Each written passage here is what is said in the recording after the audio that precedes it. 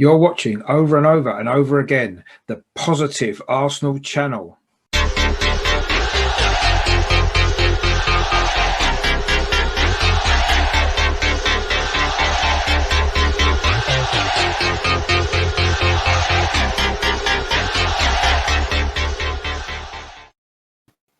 Hello, my name is Richard. Welcome back to my channel over and over and over again, which features everything to do with Arsenal. So in this video, I just want to look back on this day in 1983, the 5th of November, of course, which saw the first team debut of Tony Adams, who would, of course, go on to become a club legend. Just before I get into all that, I just want to make sure that you are subscribing to my channel. If you like what I do, please click on the subscribe button down in the corner there.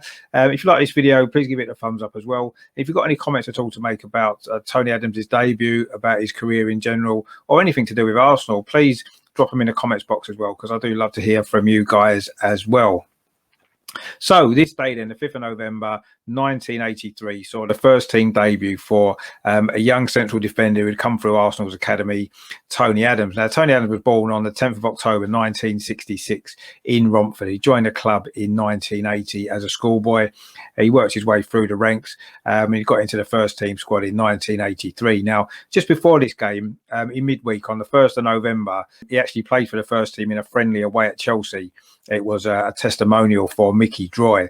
Now, Arsenal lost that game 2-1. And due to an injury to David O'Leary, Tony Adams kept his place in the side to make his league debut the following weekend, in a home game at Highbury against Sunderland. The start of the season had been really optimistic. The signing of Charlie Nicholas and young David Dean joining the board as well looked like it was a new era for the club in actual fact. But the season hadn't gone to plan. And in our 11 league games up till that point, we'd won 6 and lost 5, sitting in mid-table, not where the club had expected to be at that particular time. Now, the previous week, of course, in the game I covered on this channel last week, saw a 6-2 win at Aston Villa, where Tony Woodcock, of course, scored 5 goals. But this was a different Tony, who, of course, would make the headlines on this particular game. Now, the Arsenal team that day that took the field against Sunderland was actually the same team that had played the previous week against Aston Villa, just with one change. Of course, that change was Tony Adams coming into the defence, as I say, for the injured David O'Leary. So it was Pat Jennings in goal, Colin Hill at right back,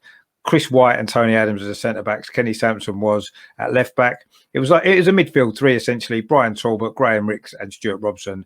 And up front was Charlie Nicholas, Tony Woodcock, and Alan Sunderland. Now, Arsenal were obviously expected to win this game.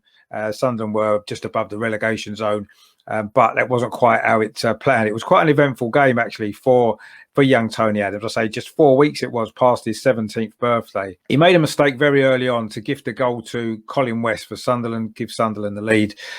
He did actually then have a goal disallowed as well for a foul. I think it was from a corner. There was a bit of a scramble in the box and the ball ended up in the net, but it was disallowed.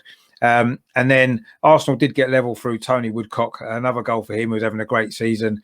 But another mistake from Adams allowed West to score again, and Sunderland actually won the game 2-1. I can remember standing on the clock end that day in the freezing cold, watching this young lad miskick the ball and make several mistakes. And if anyone had told me then that he would go on to have the career that he did and become the most successful Arsenal captain in the history of the club, I don't think I would have believed him. I don't think too many people that day would have either. It wasn't the greatest debut. Now, what happened was after that, David O'Leary was back for the following week. In fact, Arsenal won the midweek away at Tottenham in the League Cup. A fantastic night that was. And Tony Adams would only make another 2 appearances for the rest of that season. He came back against West Bromwich Albion in December. The club had just signed Tommy Caton actually, so he played alongside him. Arsenal lost that game 1-0. And then, of course, less than a week later, manager Terry Neal was sacked, with Arsenal sitting 18th in the First Division.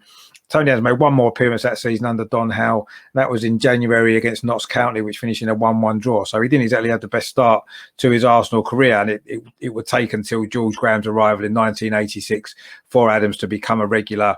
And of course, he became captain in January 1988, the only player in English football history to captain league championship side in 3 separate decades.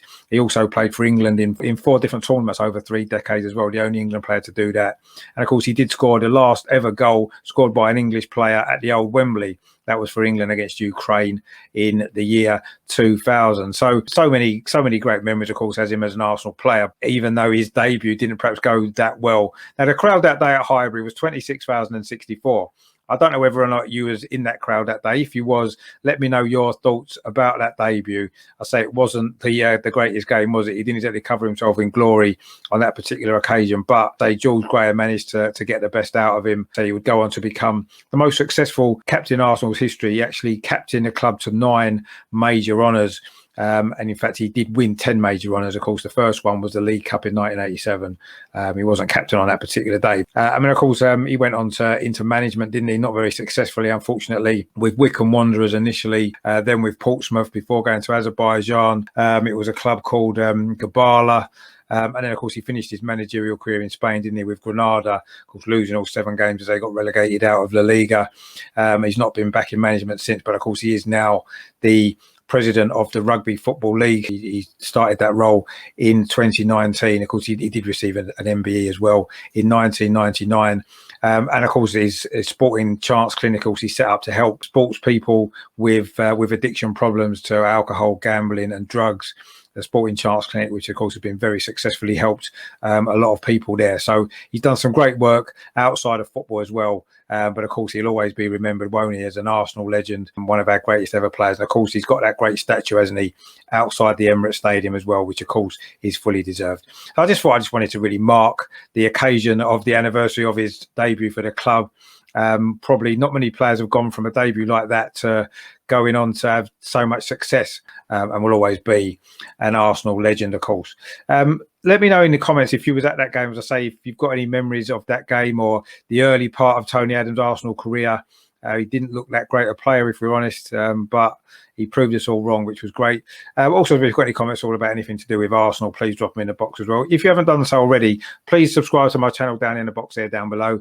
If you like this video, give it a thumbs up as well. I've got loads of great stuff coming up on the channel. Of course, there's the Europa League game tonight against Mulder. I'll be on the Mr. Arsenal podcast doing a watch along for that game. On Friday, I'll be releasing my preview of the Aston Villa game as well. I'm also hoping to get a positive Arsenal podcast in probably Friday evening. I've also got an Aston Villa fan on Saturday morning. I'm releasing a show just previewing the game for Sunday. Talking about it from an Aston Villa perspective, get his views on stuff that's going on in the world of football and also, of course, at their club. So that's going to be really interesting as well. I say that'll be out on Saturday. So there is loads of stuff coming up on the channel. So stay tuned to it. Or I say, please subscribe. Thanks for your support of the channel so far. Thanks for watching this video. And of course, in the meantime, as always, come on, you Gunners!